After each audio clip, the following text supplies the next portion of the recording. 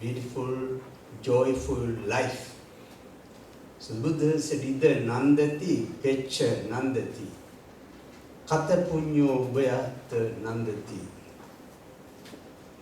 punyam me katanti nandati, bhiyo nandati sugatingatu. In a brief, means those who do good, they are happy here, they are happy hereafter. They are happy hereafter because they enjoy the good things that they have done in the past. So, in a nutshell, the question is happiness. So, happiness, what is happiness? It's a question that is asked by many people, not necessarily in Asia, but in Europe, even in the West. I'm pretty sure this is a question even the devas ask in the heavens, because it is such an important question. What is happiness? How to be happy? This is a question that very often people ask from us too. And how this happiness can be defined. What is happiness? I remember I asked the audience one time, what is the happiness? Somebody told me, if I get a plate on my table, that's enough for me. That's happiness. The happiness can be described or defined in different ways, how one looks at it. Happiness can be also divided into two categories: physical happiness and mental happiness. But most people, you always, as usual, we look for physical happiness, but simply because some of them are not really aware of the mental happiness. Even in physical happiness, people, they define it differently. Some they want to look differently. I'm not happy because the way I look is not good. I'm not happy because the things around me are not good. So there are people, different ways they interpret, and in order to look for that happiness, they do a lot of different things. I remember a British woman, very educated woman, and bank manager. She was telling all the time that I'm not happy the way I look. Just kept on saying all the time. She wanted to look differently. So what she did, she took a knife and cut off the ears. This was reported in the Times newspaper. And they questioned why. Because I don't like the way that I look. I wanted to look different. So I wanted to look like a dragon. So the people have different tastes. There's somebody who's looking for physical satisfaction. And this is not in London, but even in America. There's a lady, she said that everything around me, I really don't want to see. I'm tired, and it makes me worse when I see the things around me. It's good if I can be blind. She blinded herself. I can't even imagine. And it was reported in the front page of the Florida Times, and she was walking with a walking stick. So there are people, this is just to mention two things, but there are a lot of people, they do a lot of things in order to look differently. So they want to see something different and to derive kind of happiness by way of doing these things. A physical satisfaction, which is rejected by many people, even in the West.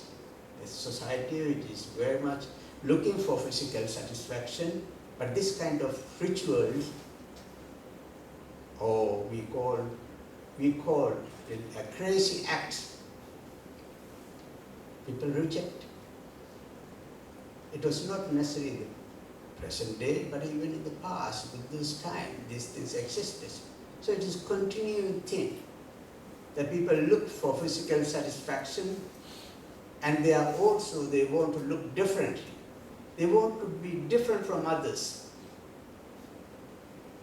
I want to look different from others, and it is a satisfaction. But what most of us want is not that. What most of the people now look for is a mental satisfaction, a true happiness. Life is a beautiful thing. A beautiful thing, but only depends on how we look at it, how we apply things to make our life more beautiful. Very often we say, I like to be a flower or live like a flower. What is the flower?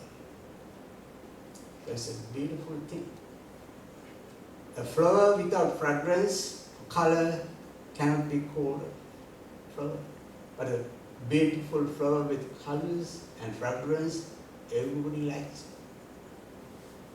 So the life, to have a life full of fragrance, the colors, we need a spiritual part of the life. This is the part that many people have forgotten. Even at the time of the Buddha, that was the time that many people, everybody was looking for a mental satisfaction. More than today. At the time of Buddha, people they live in houses, even at the young age, looking for mental satisfaction, and practicing lots of different rituals. Even if you go today to India, it's not very far from Varanasi where I teach, to Ganges, you find people, there are certain areas you are not even allowed. They said, your life is not safe if you go to that area. They're full of yogis who, if you go to that area, you may not be able to come back. Not that they are killing, but this is the area is reserved for yogis. Why did you come here? You are not allowed to go. But if you look at them, some of them are naked. Some of them are just standing on one leg. Some of just hanging on a tree. Just trying to get rid of what we call the passions and desires, and to have a permanent mental satisfaction. Some, they bury part of their body under the ground. Some just laying down and raising their legs up, hours and hours. if you see that side, you will be surprised to see these things. Whether these people are crazy, whether these people are out of head. But this is what they are doing to find a lasting joy, happiness, a mental happiness. These things existed. Sometimes at the time of the Buddha, they were hiding part of their body, the cold water. What to say? To purify my mind. And some, they jump into the river in the early morning because to get the best part of the water and cleanse my mind. Buddha is the one who was a little bit critical of their practices.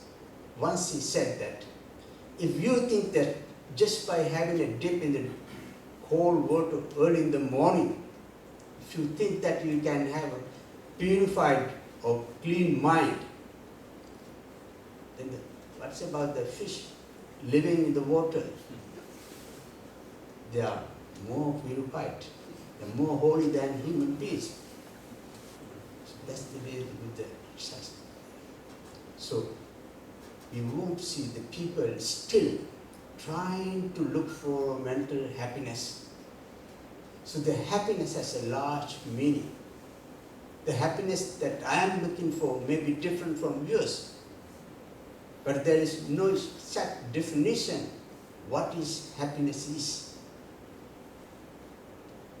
That's what it is very important to understand what is happiness. There is something that happiness which is equal to even, or everybody will accept that. If there is what you call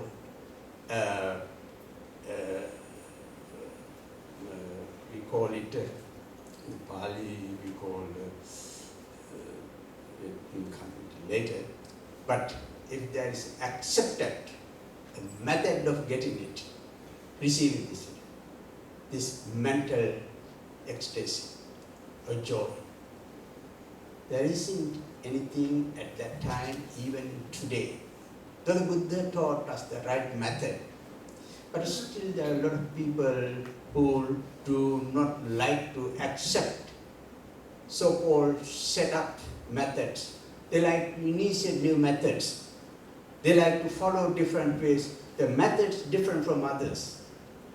Just like that lady who is looking for physical satisfaction, look different from others, cut off the ears, and one blinded her eyes.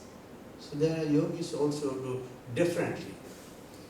Sometimes it was reported in the newspaper, one baby was missing, a dead body. They threw to the Ganges, but somebody went there to look for that. The newspaper reporter reported, I saw a yogi was hanging around there. There is no doubt about it, he must have eaten this flesh. They do that, human flesh. And for them it is holy. Whatever is there, they consume. But they call vegetarian. Maybe human flesh is not considered as vegetarian. So, this is when we see this side of the world, we really cannot imagine what is going on in the world. How these things are happening. All these things, the rituals, to look for a permanent happiness, a mental happiness. This is why even in modern days, all those artists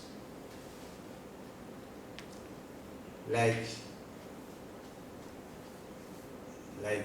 Whitney Houston or Michael Jackson, all these people are looking for kind of happiness. A French singer, Dalida, he wrote what she wrote was that le bonjour, le bonsoir, ce sont the mots de l'amour. These are the words. Good morning, goodbye, good night. These are the words of love. But I miss something. I have enough wealth. I'm surrounded by wealth, but something is missing in my life. I can't explain it. And maybe I will find somewhere else. He wrote the note, and from the other side he drank something and committed suicide. This is also for looking for permanent happiness, permanent mental happiness.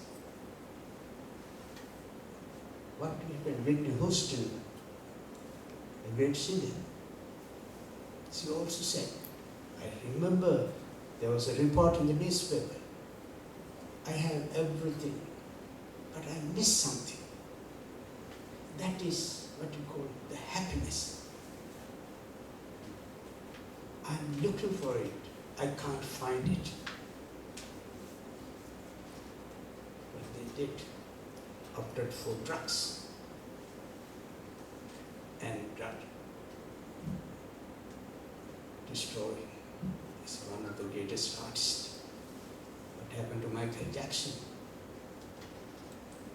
All these people are looking for the kind of happiness that we cannot experience or we cannot explain to them, that they were looking for something and they were looking for the help from the drugs and finally ended up their life with drugs. All these attempts were for the looking for mental satisfaction. The mental satisfaction, absence of mental satisfaction is the greatest that we need to address.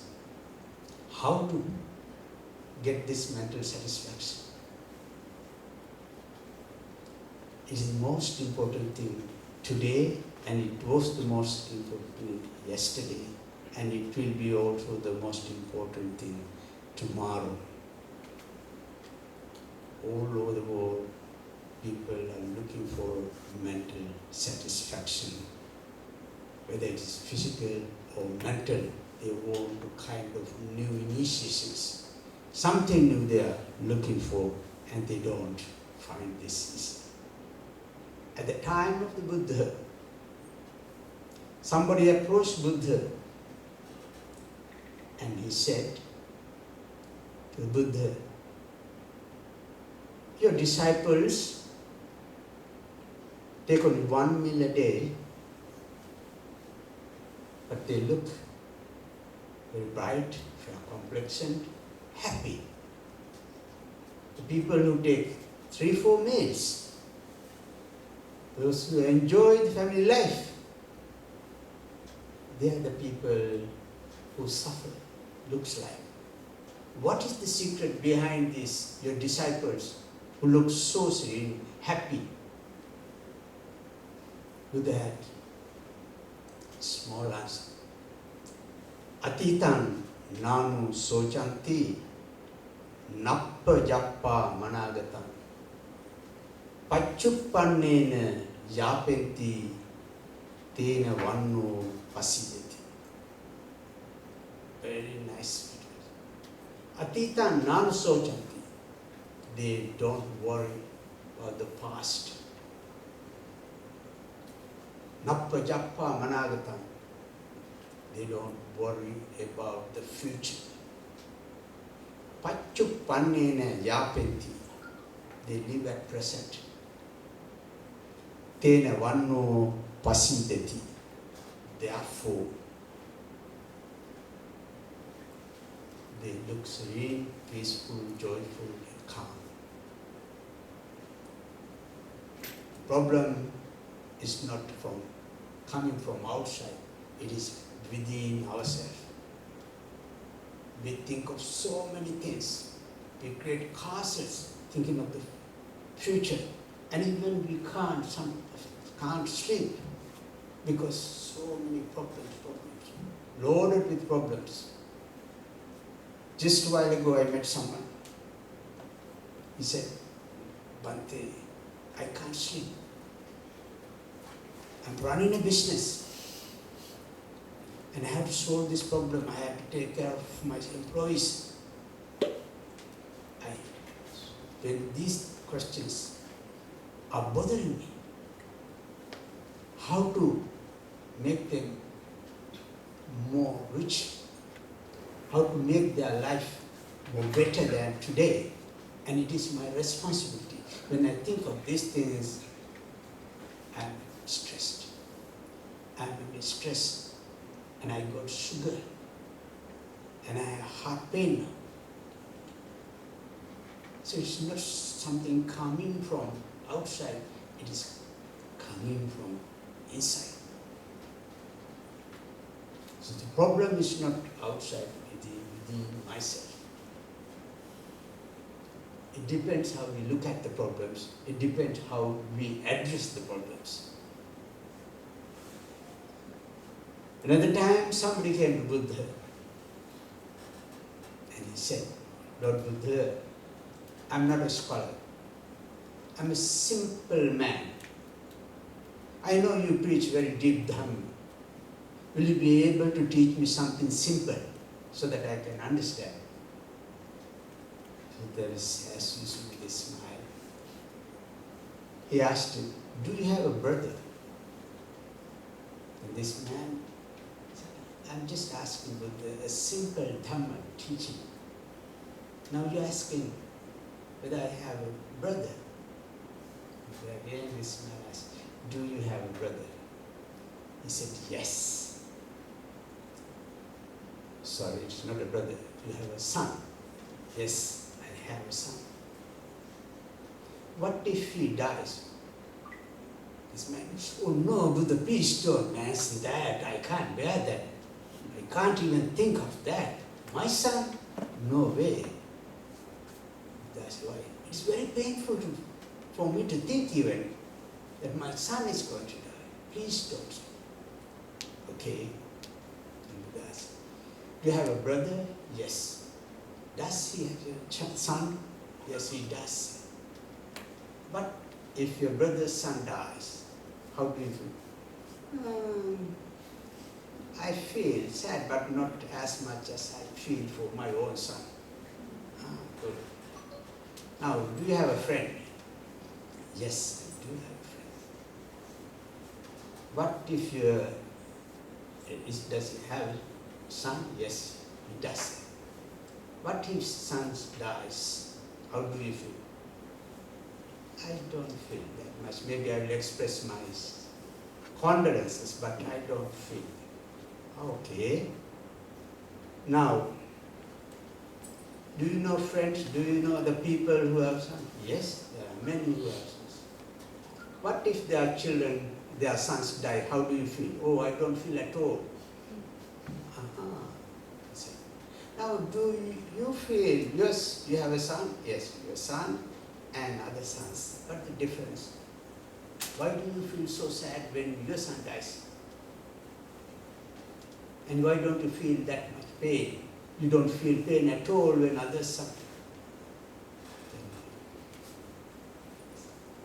Yes, I think because I claim this is my son, my I. Just separate, keep away the son, my I. Everything because I claim my son, my wealth, my property, my family. What's he say? Putta matti dhanam matti iti balu vihanyati attapi attano natti kuto dhanam. That's it. Putta matti, I have children. Dhanam matti, I have wealth. iti balu vihanati, balu, the ordinary, uninformed man, or the word, the fool, fatigues himself when he is not for himself. How come you say that I have money, I have wealth, I have children? So this is simply because we create that situation by ourselves. The attachment, mind. When you keep away from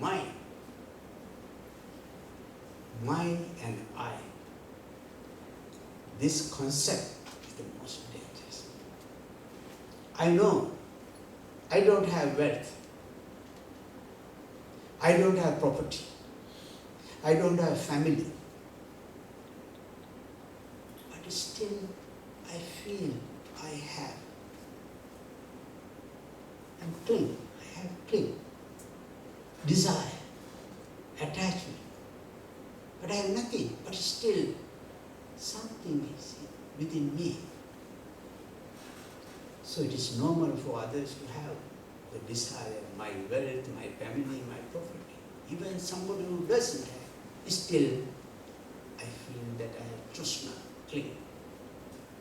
As long as I have this notion, the concept that mine, I will never have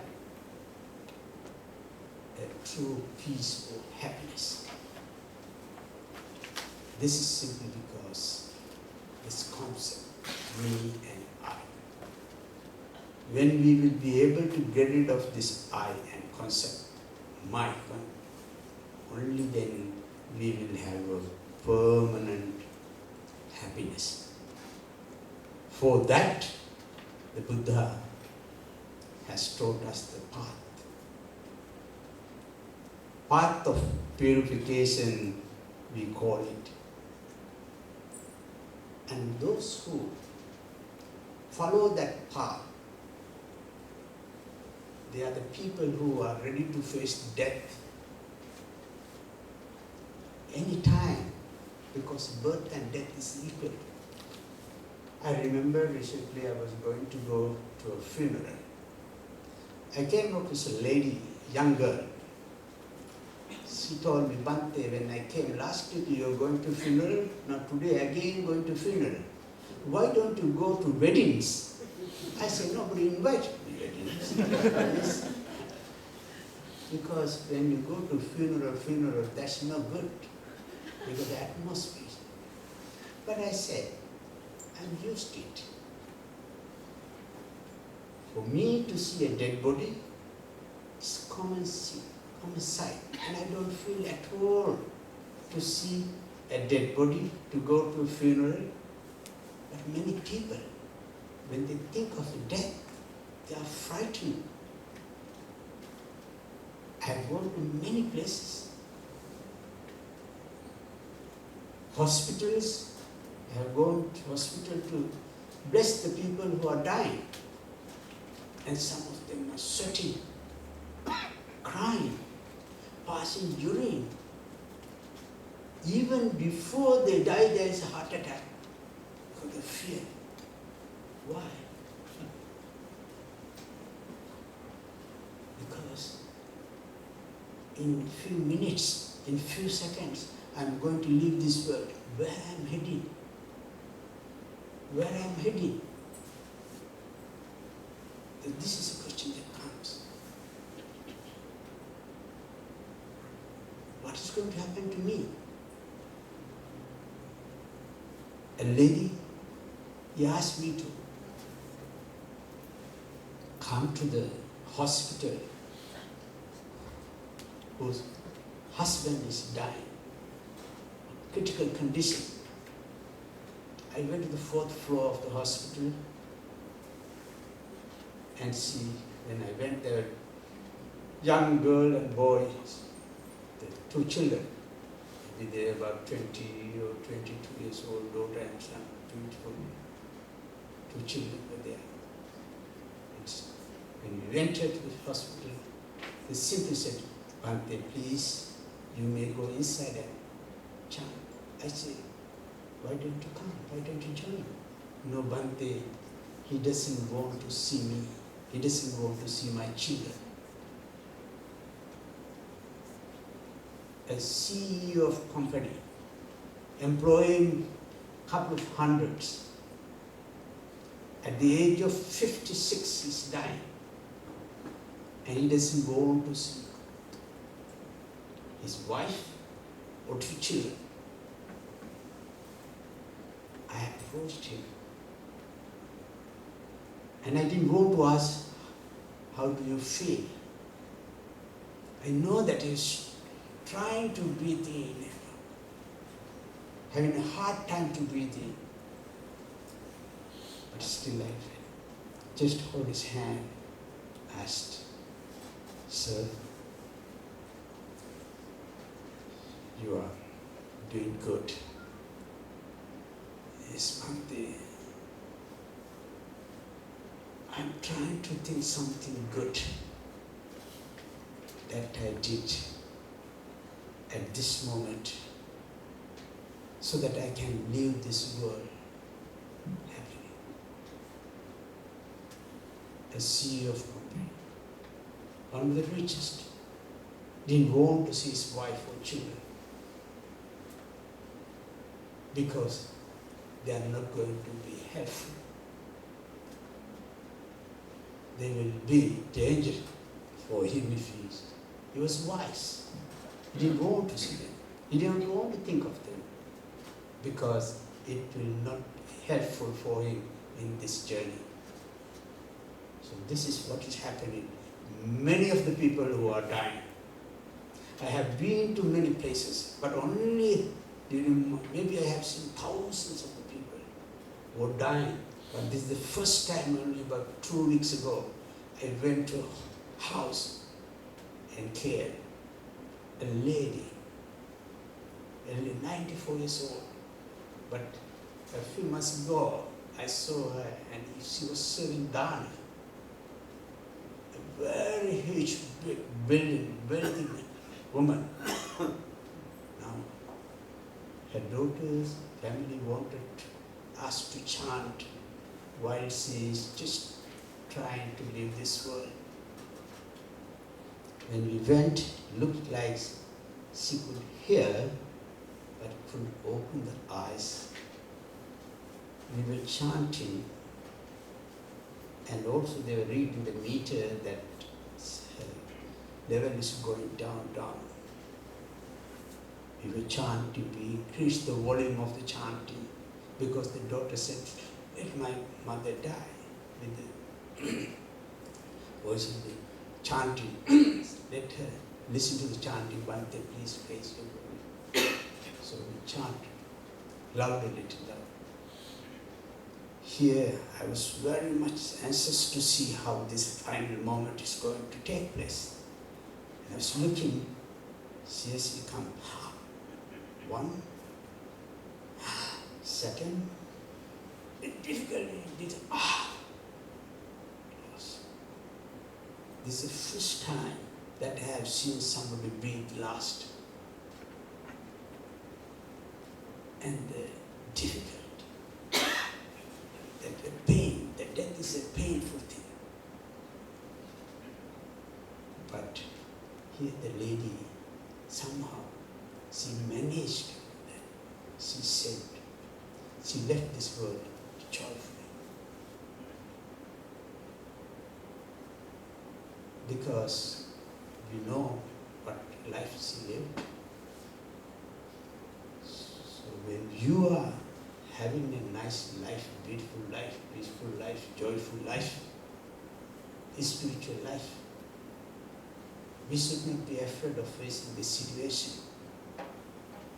At any time, we can face the situation intelligently and bravely, wisely, happily. That's I said, the Nandati Pecha Nandati. The one who is doing good, he is happy hereafter. These things is a common thing. This death is a common thing every day. It is happening. But how many of us are aware? Some people, they really do not want to go to funerals. Some they do not want to even listen the word death. I was giving a talk at a church in Florida. One lady told me, please, Reverend, would you please abstain from mentioning the death? The funny thing was, she is just on the way to find a grave, so old, but still, she's right. Even a man in Cain, I was giving a funeral, giving a speech at the funeral. He said, no, I don't want to die. He said. His wife died at the funeral. I'm just giving a speech. The man said, husband said, no, I don't want to die. Nobody wants to die. But this time, why when the death comes, why we are so afraid, frightened? The Buddha said, there's one simple truth that we do not want to accept. What's that? Sabbe satta marishanti. All living beings will die one day. This is a fact. This is a truth. But we do not want to accept. When we do not want to accept this, then we are going to be disappointed when the death comes. Those who are having a normal life, a happy life, those who are getting ready for the death, with the aware that death is somewhere, I am going to face it one day, then one will be a better person. And those are the people who will be able to face the death without any worries. At the time of the Buddha, his disciple Sariputta, he was doing something, I was saying, I have to die today. He stood from the kuti, got up from the kuti, and took the bowl, and let me go and pay my last respect to my mom also. And on the way, he see the Buddha, and the Buddha's kuti was closed, door was closed. Then he paused for a few seconds and said, do I need to say to the Buddha that I am going to die? No. Then he bowed down and back to the house, mother's house. Then he gave some brief talks about the Dhamma to the mother, who was not a Buddhist, a Hindu follower. He lay down the bed. Okay, I'm going to go. Close the feet. Please last. How nice. How many of us can face the death like this? He knew that death is coming. They know. The people who are spiritually rich, they can face the situation.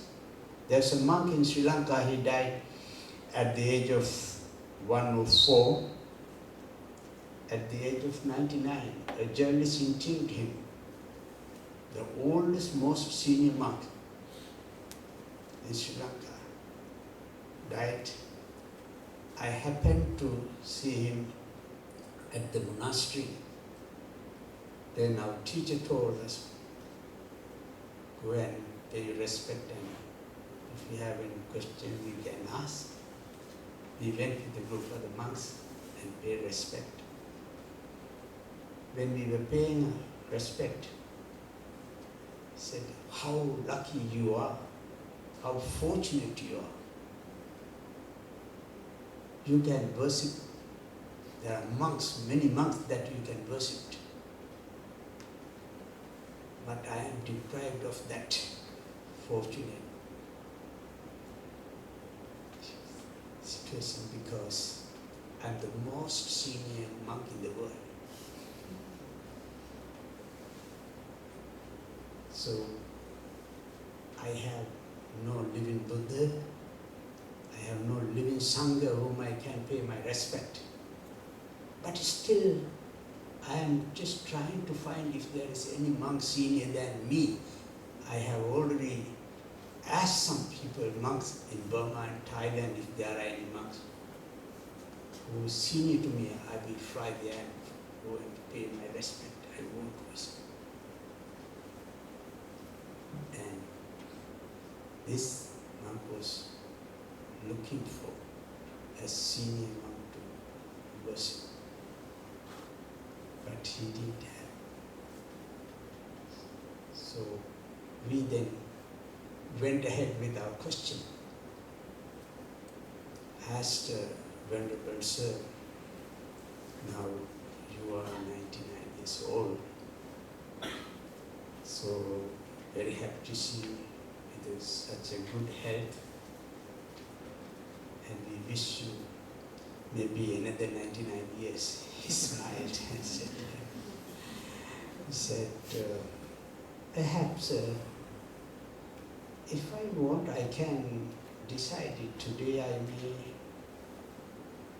decide later. If I want to die, leave this world, next year I can leave. But if I want to postpone, I can do that too. And we asked him, so it was something strange. We asked him, how, Venerable Master, how do you do that? And he gave very deep meaning. Death and birth, there's no difference.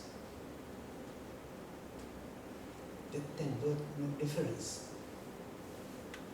Then I said, it's difficult to understand, Venerable Master, death and birth.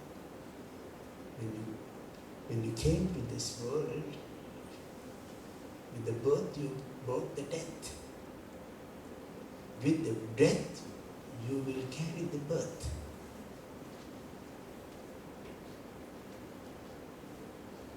This is exactly what he said. The Buddha one time said,